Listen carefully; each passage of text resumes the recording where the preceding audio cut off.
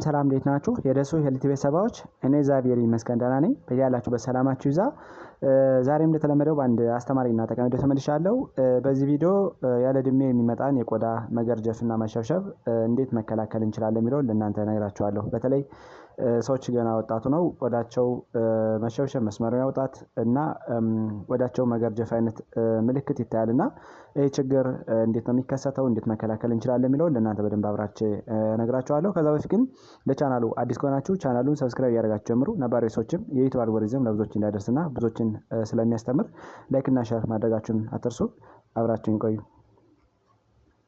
ወደ ዋናው ሀሳቤ ስመለስ እንደሚታወቀው ሰዎች ገና ወጣቱ ነው እድሜያቸው ገና ሆኖ ነገር ግን ቆዳቸው ተሸብሽቦ ቆዳቸው ገርጅፎና የተለያዩ መስመሮች አወጥተው ይታያሉ ማለት ነው። ይሄ ችግር በብዙዎች ሰዎች የተለመደ ሲሆን ብዙ ጊዜ ከተለያየ ያጠቃቀም ዘዴ ከኢንቫይሮንመንታል ፍላክቹዌሽን ወይም ደግሞ ከአካባቢያችን ጋር ተያይዞ ሌሎችም ችግሮች ተጀምረው ነው ይሄ ችግር የሚመጣውና እንዴት መቀነስ እንችላለን የሚለውን በ8 ከፍዬ ለእናንተ ልንገራችሁ።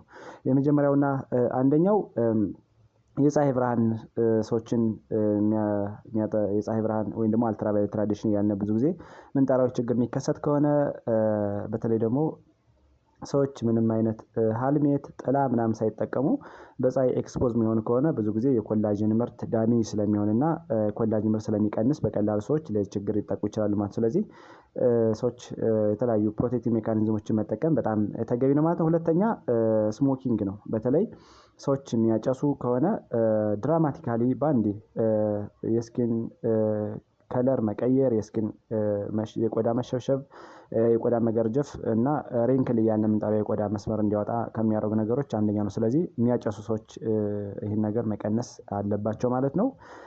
ሶስተኛ አመጋገብ ዘዴን ሳያስተካክሉ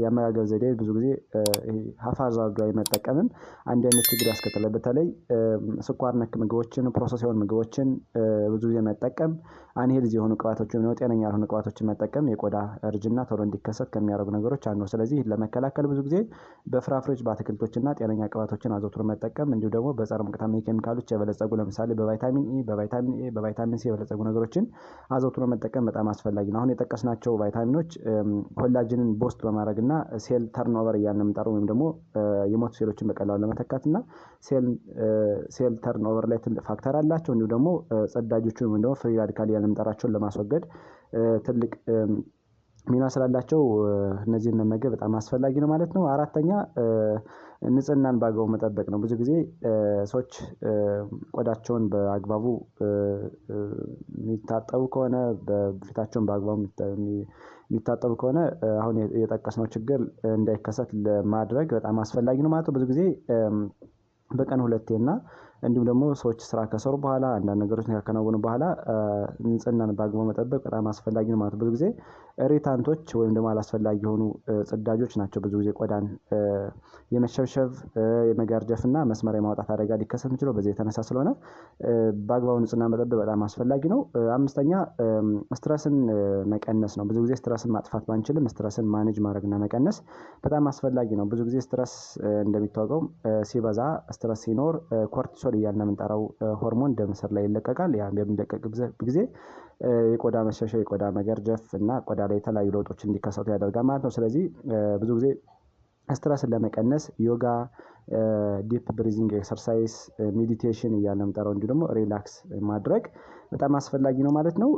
ስድስተኛ አልኮልን መቀነስ ነው። በተለይ አልኮል ድርቀትን ከሚያስከትሉ ነገሮች አንዱና ዋነኛው ነው። በተለይ ደግሞ የቆዳ ድርቀት የቆዳ መላላጥ የቆዳ መገርጀፍ መስመር የማውጣት አደጋ የሚከሰተው ብዙ ጊዜ አልኮል በብዛት የሚጠጡ ተሆኑ ሰዎች እንደዚህ አይነት ነገር ይከሰታል። ስለዚህ አልኮልን መቀነስ በጣም ተገቢ ነው። አልኮል የሰውነታችን የውሃ መጠን በመሟጠጥ በቀላሉ ሰዎች ቆዳቸው ቶሎ እንዲያረጅ ከሚያደርጉ ነገሮች ወይም ደግሞ ፕሪማቹር ኤጂንግ እያልን የምንጠራው ችግር እንዲፈጠር ከሚያደርጉ ነገሮች አንዱና ዋነኛው ነው ማለት ነው።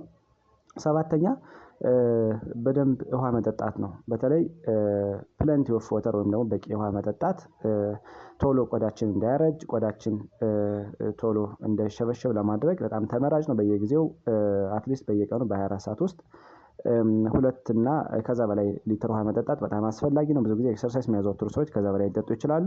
ስለዚህ በቂ ውሃ መጠጣትና ሰውነታችን ማዳመጥ በጣም አስፈላጊ ነው ማለት ነው። ምክንያቱም ድርቀት ካለ ብዙ ጊዜ የቆዳ መሸብሸብ፣ የቆዳ መገርጀፍ እንዲሁም ደግሞ የተለያዩ ጥቃቅን መስመሮች እንዲወጡ ከሚያደርጉ ነገሮች አንዱና ዋነኛው ስለሆነ ይህን ችግር መቅረፍና በቂ ውሃ መጠጣት በጣም አስፈላጊ ነው ማለት ነው።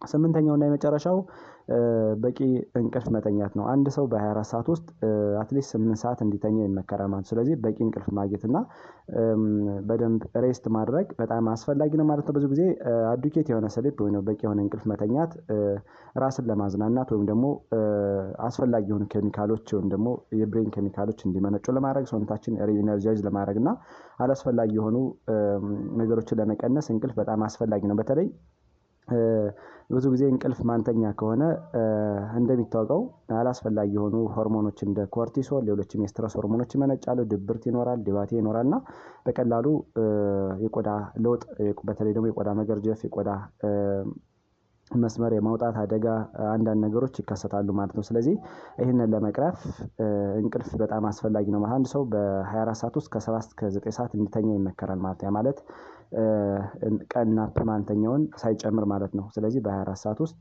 8 ሰዓት እስከ 9 ሰዓት እንድንተኛ አድቫይስ ይደረጋል ማለት ነው። እንቅልፍ መተኛት በተለይ ደግሞ እነዚህ ኒውሮትራንስሚተር እያልን የምንጠራቸውን ለማነቃቃት ባላንስ ለማድረግ እና ቦስት ለማድረግ በጣም አስፈላጊ እንዲሁ ደግሞ በተለይ እንቅልፍ ስንተኛ ብዙ ጊዜ ሌሎችንም አላስፈላጊ ነገሮችን መቀነስ ማስተካከል እንችላለን። በተለይ ደግሞ በቀጣዩ ቀን የተሻለ ስራ ለመስራት ኢነርጀቲክ ለመሆን እና ስራን በአግባቡ ለማከናወን አሁን እንዳለው እነዚህ ችግሮችን ማስተካከል መቅረፍ በጣም አስፈላጊ ነው። ስለዚህ እንቅልፍ አንዱ ወሳኝ ነው ማለት ነው።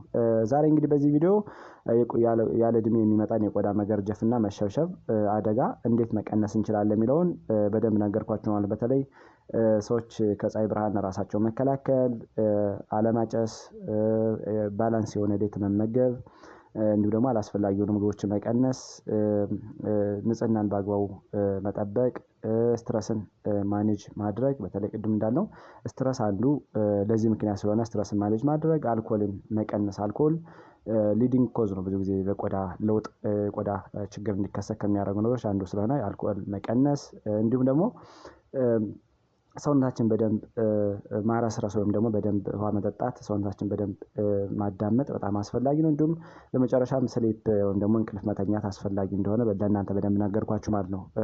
ስለዚህ ይህ ቪዲዮ ለሌሎች እንዲደርስ ላይክ እና ሼር እያደረጋችሁ ትብብራችሁን እንዳይለይ ስል እጠይቃለሁ። አመሰግናለሁ። ባይ ባይ።